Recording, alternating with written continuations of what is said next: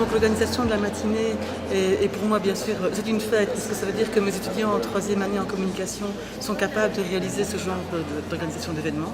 Et ça bien sûr, ça c'est absolument merveilleux parce que j'ai vu depuis ce matin que tout s'était très bien passé, donc ça veut dire que mes étudiants sont compétents. Ensuite, avec mon autre casquette de responsable des relations internationales, ça correspond totalement à ce que je souhaite établir comme lien avec les étudiants de la haute école en général, puisque je souhaite promouvoir la mobilité, promouvoir l'internationalisation en général, parce que les étudiants, quand ils rentrent d'un séjour à l'étranger, qu'ils soient pour un stage ou pour un Erasmus court, ils rentrent très très différents de ce qu'ils étaient au départ.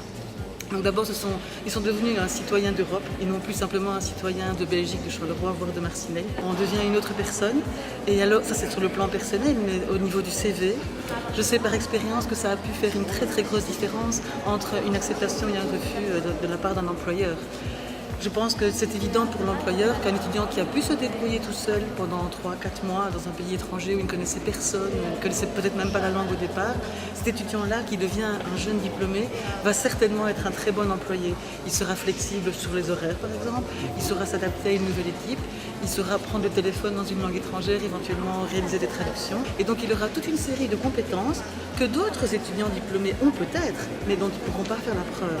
Et c'est vraiment un gros plus, je pense, pour l'étudiant en Erasmus, cours ou stage, parce que ça donne un supplément personnel et un atout professionnel totalement évident.